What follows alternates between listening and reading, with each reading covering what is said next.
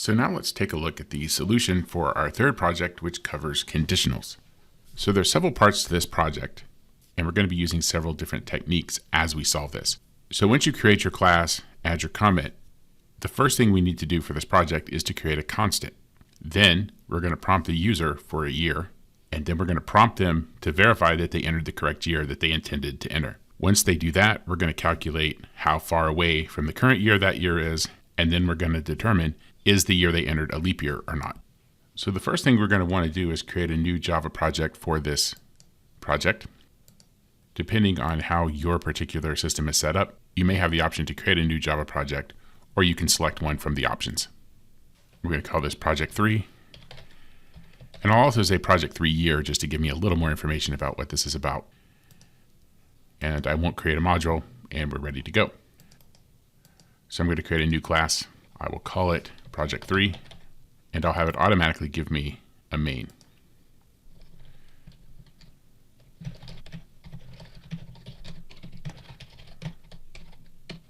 So going back to the project, it's asking me to create a constant called this year and set it equal to the current year. And so that will give me my constant. The final makes it constant. The static ensures that it's available to use in my main method. It didn't really specify where to declare this, so you could have made a local variable in main that was constant. That would also be fine. So our next step is to prompt the user for a year. That's pretty straightforward. Then we're going to prompt them and ask them, is that year the one you intended to enter? Now we would normally want to do a little more thorough of a check for what they responded, but if they type no, we'll assume that they meant no, and anything else we'll assume yes. In fact, based on these directions, if they entered no with any capital letters, that would also qualify as a yes. So we may do this a little fancier in our solution, but that wasn't a requirement of the project. So to get the user's input, I need to create a scanner object, and since year will be an integer, I'll use the nextInt function to read that input. Scanner needs to read from system.in, and I don't want to forget to prompt them for a year. If I just did this scanner first, then when I ran the code, nothing would happen because it would be waiting for them to enter a year. So I need to tell the user what I'm expecting. And I'll make this a print so that it doesn't go to a new line. And I'll prompt them with the year they entered, asking if it's correct. And I want to change that to a print, not a print line. Before I do any more code, I'm going to run this to test that it works. So I'll enter a year, and it looks like that works. So now I need to read their response, and I need a variable to put that in. Let me clean this up a little bit, and then I'll say if. Now, response is a string, so we're going to use the equals, and we're going to compare it to no. So now if the response is equal to no, then I'll prompt for another integer year, and I'll copy the code from here. And in this case, we're not going to give them an option. If they want to have a redo, that's fine, but then they don't get another redo after that.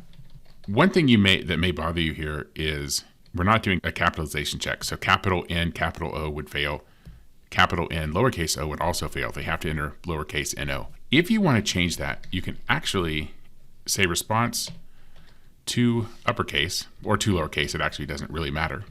And then on the string literal, we can also call methods on that and call to uppercase. So this will convert both strings to uppercase, then do the comparison. That way, if they have different case between them, it doesn't matter. It's only going to compare the actual letters. So not absolutely required, but a nice thing to have here. So if we go back to our project, it looks like now we're ready to first check to see how far in the past or future the year is. This is going to take a conditional statement. And so here we'll say if year is greater than this year, that means that this year is in the past. So we can say that was year minus this year years ago. And I'm going to put this in parentheses so that it does that arithmetic first and doesn't try to do any sort of weird arithmetic with strings.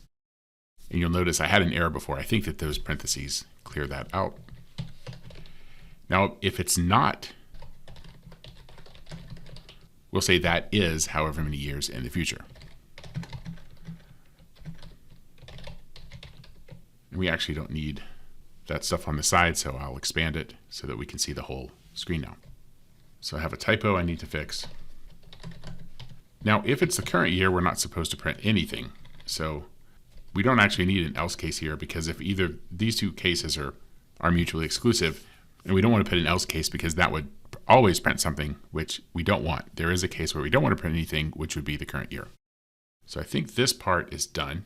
Let's run our code to test. And we'll say 1999. That's correct. That's 24 years in the future. Okay. Let's enter another year. 2525. Is that correct? Let's say no.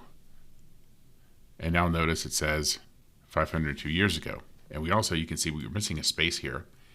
And I didn't type no, so let me try doing that again. Okay, so when I give it the correct input, it does actually notice. And so the correct year, let's say, is 2525. And now it says that was 502 years ago. That doesn't seem right. So I think we have these backwards.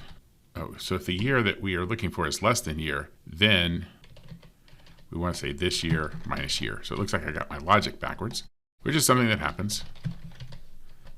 And that's why we test. So if the year is greater, and I think that will get us what we want. So let's run this to test. And now it looks like that is working correctly. So let's try a time in the past. Yep. So it looks like we're working. Again, it's not just a matter of running your code and seeing what happens. You want to make sure that what happens is correct, which, as you noticed, we missed before. So now we have one last piece we need to do, and that is to check if it's a leap year. The criteria is given. If it's divisible by 4 but not by 100, it's a leap year. However, if a year is divisible by 400, it's a leap year, and that's a typo. So it looks like there's 3 different criteria we need to check. Now, this raises an interesting point. What if this criteria given here was incorrect? Then we would need to figure out, are the requirements to do exactly what's in the project, or should you correct them? And so generally the way to approach that is to go to whoever wrote the requirements and verify with them what the correct approach should be. So you don't want to assume that they're looking for something different from what they are. The only thing you can go by is what's in the requirements. And so if there's a discrepancy there, it's something you definitely need to make sure that you address. So we'll go back to our code and we'll say if. Now to check if something's divisible, we use the modulus operator. So if the year modulo 4 is 0, then it's divisible by 4. But remember, it can't be divisible by 100 unless it's also divisible by 400. So it's not just this, it also has to be either the year modulo 100 is not equal to 0. Okay, so this will say if it's not divisible by 100, then it's not a leap year because this condition isn't met. However, if it's divisible by 400, then it could be a leap year. So the way we're going to do this is we're going to make this and condition here an or condition, because there's 2 things. If it's not divisible by 100, then it's a leap year. Or if it is divisible by 400, then it's a leap year.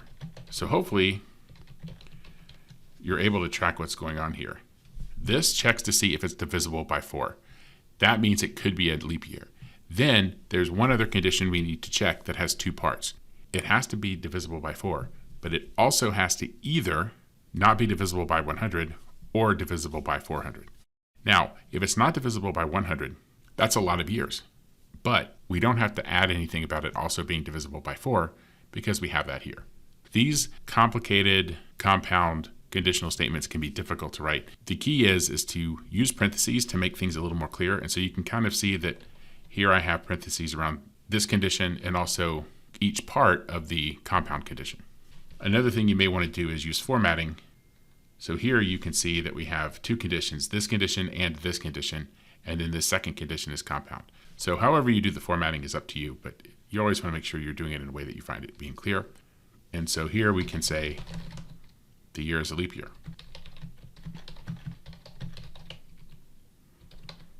And if it's not, then we'll say the year is not a leap year. And that concludes our program, although we also want to remember to close our scanner. In fact, I'm going to close the scanner here since we're done with it at that point. Now let's run this to test. First, let's enter a leap year. It's a year in the future and it's a leap year. Now if I try 2100, that's correct. It's 77 years in the future. It's not a leap year. Good. How about 2400? And it is a leap year. So it looks like it's getting the leap year calculations correct. Let's try one other non-divisible by 4 year. We'll try this year. And it's not a leap year. Notice it's this year, so we didn't get any output about the year. So I think I'm pretty happy with how this is working. Maybe I should try one more year in the past. And whoops, I've got to remember to fully type no there. So it looks like the past years also work. So pretty happy with how this works. Again, notice I tested all the possibilities. And since there were multiple conditional statements, there's multiple possibilities that I'm going to want to test. So this is one possible solution to project 3.